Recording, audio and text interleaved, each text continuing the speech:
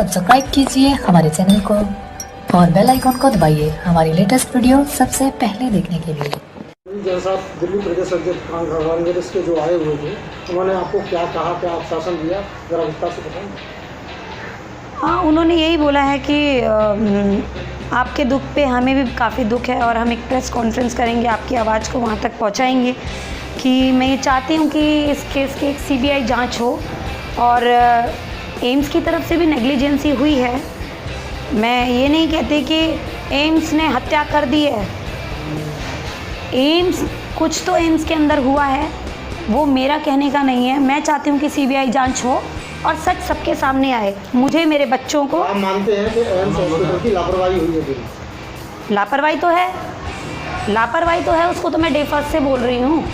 जिस व्यक्ति को 4th फ्लोर पे आपने एडमिट किया था, 4th फ्लोर से 1st फ्लोर पे लाना, 1st फ्लोर से आईसीयू में लाना, उस व्यक्ति का आईसीयू से 4th फ्लोर पे वापस कैसे पहुँच जाना? सिक्योरिटी कहाँ थी उस समय पे? सिक्योरिटी कहाँ थी?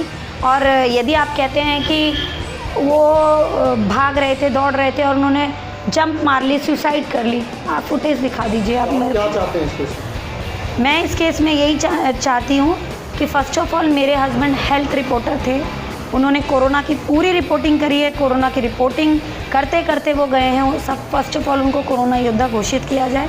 दूसरी बात, इस पूरे केस में जो भी कोई अपराधी है, चाहे वो उन तीनों लोगों में से, इन तीनों लोगों से भी पूरी जांच करी जाए। कुलदीप व्यास, संतोष और शेखर घोष, ये कौन है? ये दैनिक भास्कर के एम्प्लॉई हैं, जिसमें कुलदीप व्यास जो हैं तरुण जी के चीफ एडिटर थे और संतोष जी फिर उनके नीचे थे और शेखर घोष उनसे काम करवाते थे। तो आप जैसे कि आपको सीधा आरोप लगा रहे हैं, तो आपको क्या लगता है उनके विषय में? मैं सीधा आरोप इसलिए बता रही हूँ क्योंकि मेरे हस्बैंड ने मेरे साथ सब कुछ डिस्कस किया हुआ है। मुझे जहाँ बोलेंगे, जैसे बोलेंगे, किस पल पे इन्होंने उन्हें क्या बोला, कैसे काम कराया, किस तरीके से इन्हें प्रताड़ित किया गया है। एक दिन में 8-8 खबरें बनवाना, और जब आप किसी से 8-10 खबरें बनवा रहे हैं तो आप उस व्यक्ति को ये क्यों नहीं बता रहे कि रात के 8 बजे से पहले आपको खबर देनी है?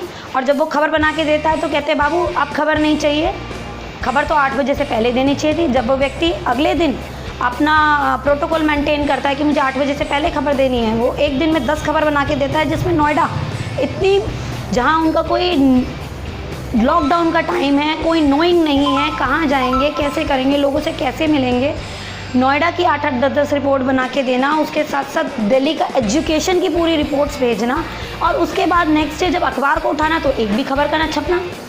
तो ये प्रताड़ना नहीं है। इस विषय पे आपका क्या कहना है? इस विषय पे मेरा कहना ये है कि उनको मानसिक तौर से इतना स्ट्रेस दिया जा रहा था, मतलब कि कोई व्यक्ति ऐसे ना मरता हो तो उसको मानसिक तौर से इतना ज़्यादा वो कर दो कि वो पागल हो जाए एकदम ही, और हम वो काम ना कर पाए और उसके बाद हम कहते हैं कि ये काम नहीं कर सकता, इसे जॉब से निकाल दीजिए।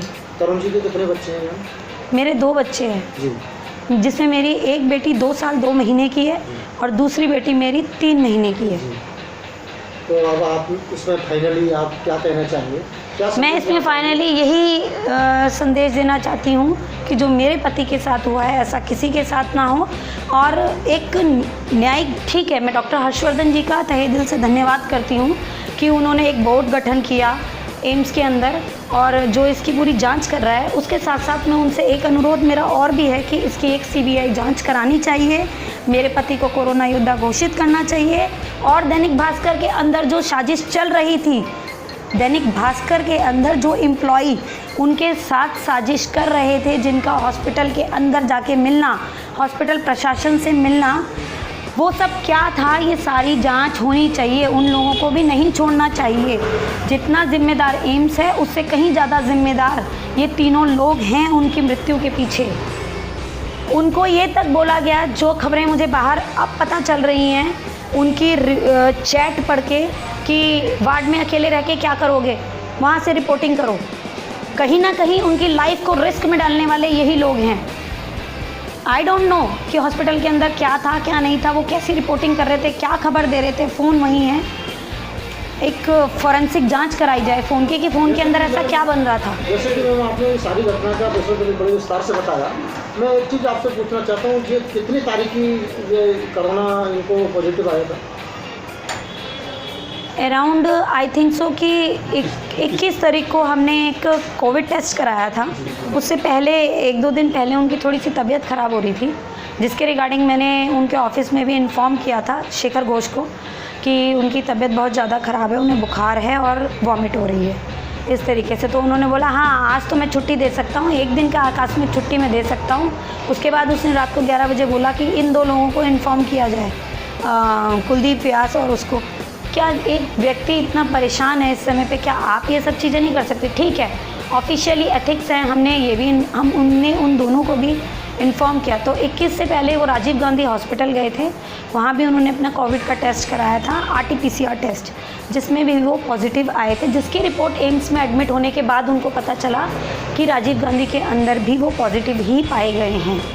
तो ये दो तरीके के टेस्ट, एक रैपिड किट पर और प्लस एक RT-PCR टेस्ट राजीव गांधी ने। ये राजीव गांधी वाला उन्होंने 21 तारीख से 2 दिन पहले कराया था, जिसकी रिपोर्ट का वो वेट कर रहे थे। और रैपिड किट पे जो उन्होंने टेस्ट कराया था वो 21 को कराया था, जिसमें उनको ये कंफर्म हुआ कि इज़ अ पॉजिटिव। सब्सक्राइब कीजिए हमारे चैनल को और बेल आइकॉन को दबाइए हमारी लेटेस्ट वीडियो सबसे पहले देखने के लिए।